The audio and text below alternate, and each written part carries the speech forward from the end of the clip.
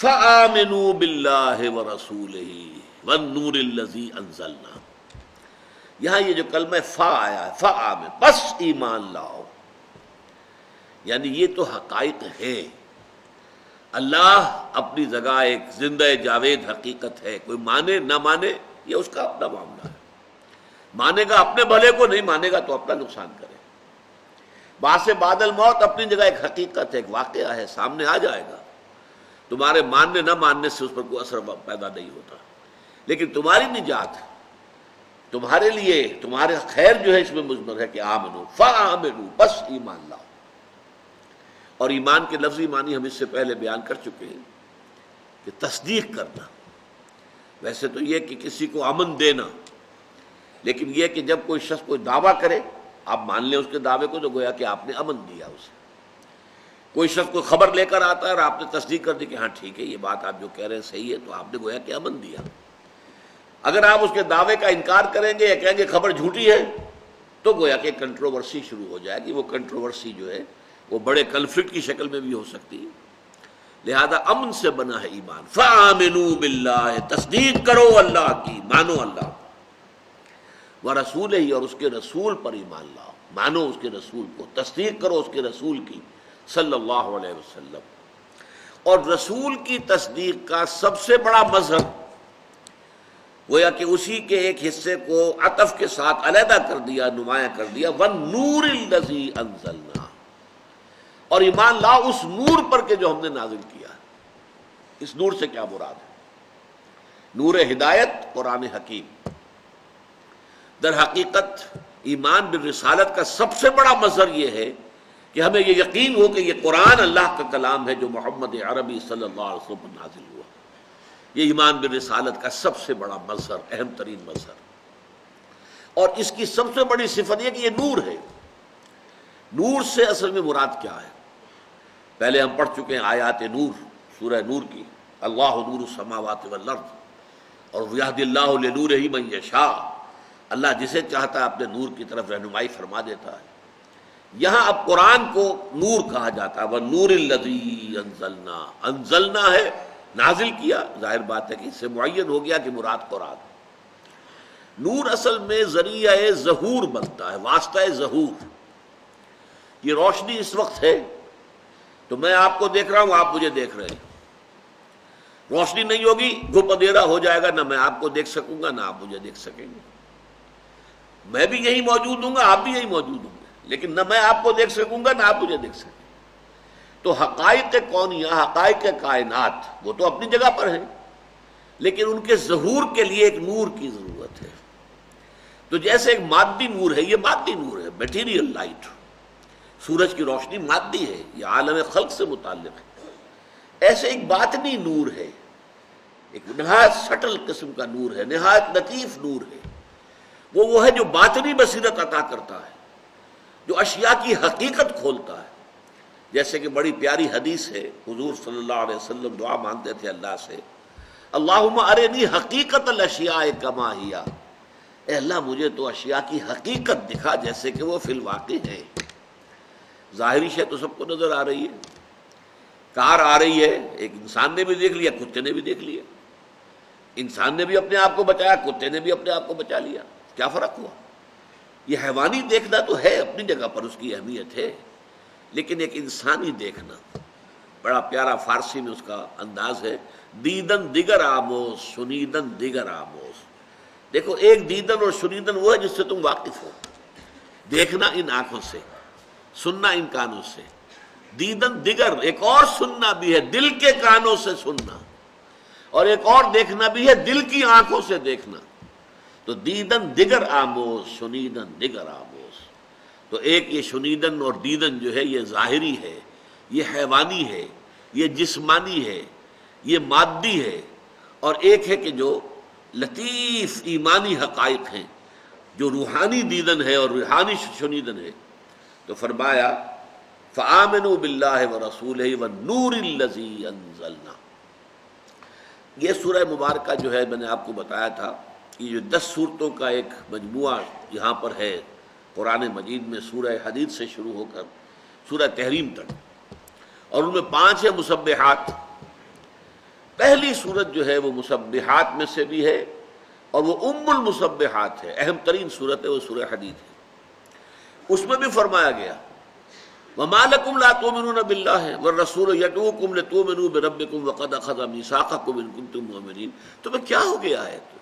کیوں ایمان پختہ نہیں رکھتے اللہ پر، جبکہ رسول تمہیں پکار رہے ہیں، دعوت دے رہے ہیں کہ مانو اپنے رب کو، ایمان لاؤ اپنے رب پر۔ اب اگر کوئی شخص واقعی اپنے گریبان میں جھانکے، دل کی گہرائیوں کے اندر دیکھے اور محسوس کرے کہ واقعی ایمان تو نہیں ہے، اقرار باللسان تو ہے لیکن وہ یقین والا ایمان تو نہیں، اندر تو کچھ خلاصہ ہے، خالصہ ہے، تو اس کے لیے راستہ بتا دیا۔ هو الذی انزل علی عبدہ آیات بینات، هو الذی ينزل علی عبدہ آیات بینات لیخرجکم من الظلمات الی النور، وہی ہے کہ جس نے اپنے بندے پر آیات بینات نازل فرمائی ہیں تاکہ وہ نکالے تمہیں اندھیروں سے نور کی طرف۔ یہدی اللہ لنورہ من یشاء، تو اللہ کے نور کی طرف رہنمائی کرنے والی یہ آیات ہیں جو در حقیقت خود فی نفسہ النور۔ سورہ شورى میں بہت پیاری آیت آئی ہے، لاسٹ بٹ ون آیت ہے اس کی۔ شروع میں تو فرمایا گیا ہے، 7ویں نمبر کی آیت ہے وَكَذَلِكَ أَوْحَيْنَا إِلَيْكَ قُرْآنًا عَرَبِيًّا لِتُنذِرَ أُمَّ الْقُرَىٰ وَمَنْ حَوْلَهَا، اے نبی اسی طرح ہم نے آپ پر وحی کیا ہے یہ عربی قرآن تاکہ آپ ام القریٰ، مکہ مکرمہ، بستیوں کی ماں، بڑی مرکزی بستی اور اس کے آس پاس کے لوگوں کو خبردار کر دیں۔ آخر میں فرمایا گیا وَكَذَلِكَ أَوْحَيْنَا إِلَيْكَ رُوحًا مِّنْ أَمْرِنَا مَا كُنْتَ تَدْرِي مَا الْكِتَابُ وَلَا الْإِيمَانُ وَلَكِنْ جَعَلْنَاهُ نُورًا نَهْدِي بِهِ مَن نَّشَاءُ مِنْ عِبَادِنَا۔ اب یہاں وحی کو نور کہا گیا، قرآن کو نور کہا گیا۔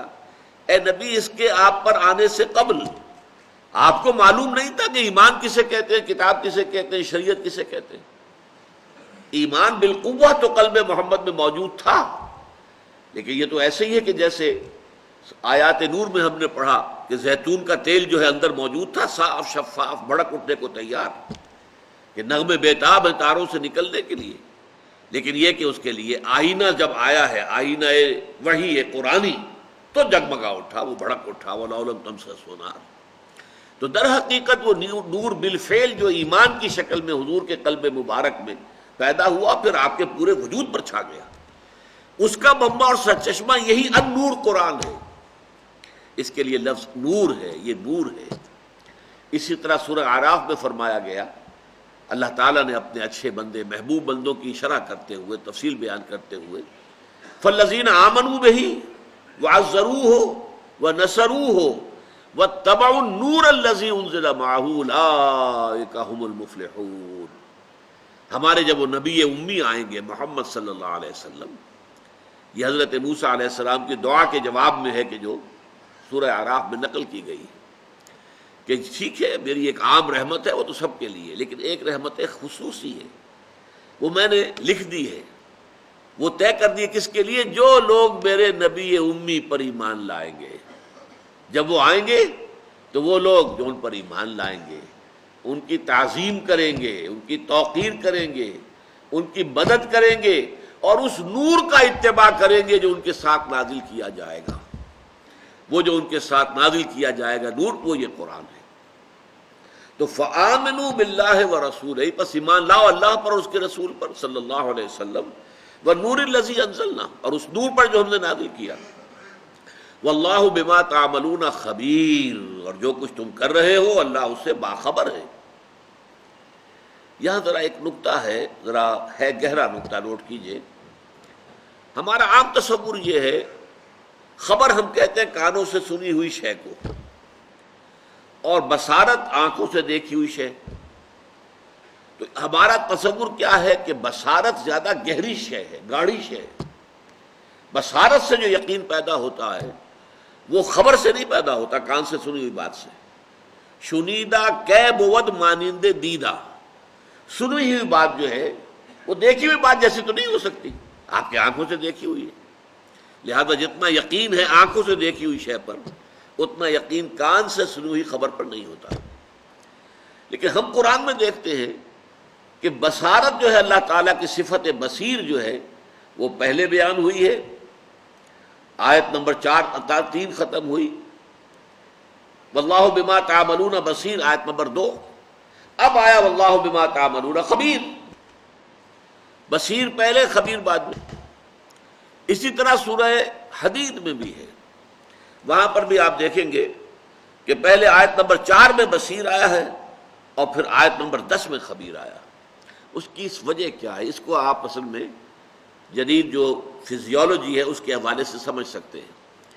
دیکھیے، ہم جو کچھ دیکھ رہے ہیں اس آنکھ کے ذریعے سے اور اس روشنی کے ذریعے سے، اس سے ہمارے آنکھ کے پردے پر ریٹنا پر کوئی پکچر بنی، وہ پکچر ٹرانسمٹ ہوئی ہے ہمارے دماغ کے پچھلے حصے میں، جو دماغ کا سب سے اونچا حصہ ہے، وہاں پر ایک خاص مقام ہے، خاص کمپیوٹر رکھا ہوا ہے جو ان پکچرز کو جوڑ کر ملا کر اور ایک تصویر بناتا ہے۔ ہماری اندرونی شخصیت جو ہے وہ اس تصویر کو دیکھتی ہے۔ یوں سمجھیے کہ میرا جو خول ہے، مادی خول، میری ایک باطنی شخصیت اس کے اندر مضمر ہے، وہ چھپی ہوئی ہے، چاہے آپ اسے روح کہیں، چاہے آپ انا کہیں، خود ہی کہیں۔ وہ جو میری اندر کی باطنی شخصیت ہے، وہ در حقیقت آنکھ سے آنے والے پردے پہ اوپر پڑنے والے جو بھی عکس ہیں، جو ٹرانسمٹ ہوئے پھر دماغ کو، اور دماغ میں انہیں انٹرپریٹ کر کے انہیں جوڑ کر ان کے حصوں کو اور پھر ایک پکچر بنائی گئی، اس پکچر کو دیکھا ہے میری اندرونی شخصیت۔ یہ انڈائریکٹ ویژن ہے، ڈائریکٹ نہیں ہے۔ خبر کسے کہتے ہیں؟ جبکہ وہ اندرونی شخصیت نے اس بات کو پا لیا، اویئرنس، اب اس نے پا لیا کہ یہ بات یوں ہے، تب وہ خبیر کہلائے گا۔ تو خبر جو ہے وہ زیادہ گاڑی شے ہے اپنی اصل حقیقت کی روح سے بصر کے مقابلے۔ بصر علم کا ابتدائی ذریعہ ہے، خبر انٹرنل اویئرنس، میری ذاتی، میری جو باطنی شخصیت ہے اس کا اویئر ہو جانا، اس کا واقف ہو جانا کسی حقیقت سے، وہ ہے در حقیقت خبر۔ تو واللہ بما تعملون خبیر، جو کچھ تم کر رہے ہو اللہ اس سے باخبر ہے۔ اور یہ بھی پھر دیکھیے، اس میں بھی دھمکی کا انداز ہے، جو میں نے پچھلی مرتبہ بھی ایک نشست میں عرض کیا تھا۔ ہم دیکھ رہے ہیں تمہارے کرتوت، کیا مطلب؟ تمہیں جواب دہی کرنی پڑے گی، تمہیں سزا ملے گی۔ تو یہ دیکھنا جو ہے اللہ کا، جیسے میں نے ابھی تھوڑی دیر پہلے کہا تھا کہ معاذ اللہ تماش بین نہیں ہے کہ ہوتا ہے شب و روز تماشا میرے آگے، بازیچہ اطفال ہے دنیا میرے آگے۔ تو اللہ تعالیٰ یہ تماشا تو نہیں کر رہا ہے، یہ کھیل تو نہیں ہے۔ ہندو مائتھولوجی میں ہے یہ رام کی لیلا ہے، رام جی کھیل رہے ہیں۔ جیسے کوئی بچہ جو ہے وہ کسی کھلونوں کو اٹھاتا ہے اور کسی کو پٹک دیتا ہے، نہ اٹھانے میں کوئی حکمت ہے نہ پٹکنے میں کوئی حکمت ہے۔ وہ تو اسی طریقے سے اللہ تعالیٰ کسی کو اونچا کر دیتا ہے، کسی کو نیچا کر دیتا ہے، کسی کو غریب کر دیتا ہے، کسی کو امیر کر دیتا ہے، کسی کو ایک رات کی بادشاہ دے دیتا ہے۔ یہ کھیل ہے، کھیل رہا ہے، رام جی کی لیلا ہے، لیلا کہتے ہیں کھیل کو۔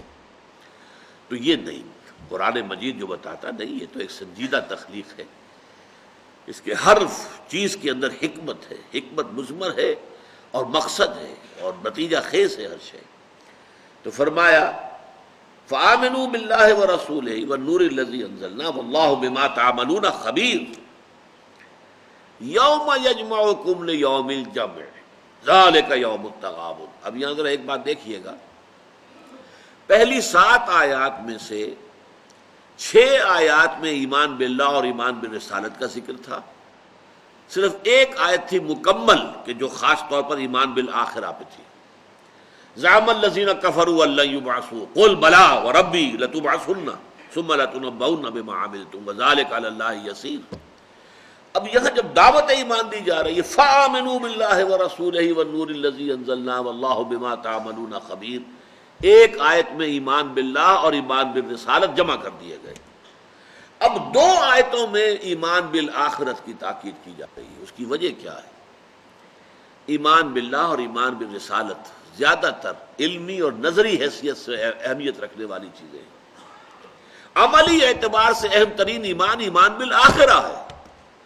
اگر یقین ہو کہ مرنے کے بعد جی اٹھنا ہے اور جواب دہی ہے، پیسے کا حساب دینا ہوگا، کہاں سے کمایا تھا، حرام سے کہ حلال سے، کہاں خرچ کیا تھا، یہ یقین اگر ہو تو انسان تیر کی طرح سیدھا رہے گا، اس کا طرز عمل درست ہوگا۔ اگر یہ یقین نہیں ہے، کسی وجہ سے یہ یقین مزمحل ہو جائے، کمزور ہو جائے، ایمان کے باوجود کمزور ہو جاتا ہے، ہاں ہاں ہوگا ٹھیک ہے، لیکن ہمارے سفارشی موجود ہیں، ہمیں بچا لیں گے، ختم ہوا، زیرو ہو گیا۔ اب اس کا خوف آپ کے اوپر نہیں ہوگا، سیاں بے کوتوال، اب ڈر کائے کا، ہمارے وہاں سفارشی موجود ہے، بچانے والے موجود ہیں، اب جو بھی کچھ ہوگا دوسروں کے ساتھ ہوگا، ہم سے کوئی سروکار نہیں۔ لن تمسنا النار الا ایام معدودات، ہمیں تو آگ چھو ہی نہیں سکتی مگر گنتی کے چند دن۔ جن کے یہ دل میں خیال بیٹھ گیا اب انہیں تو آخرت کا کوئی خوف نہیں ہوگا، پھر عمل پر کوئی اثر نہیں ہوگا۔ یہاں اسی لیے آپ دیکھیے کہ دو آیتیں آ رہی ہیں کہ جو ایمان بالآخرہ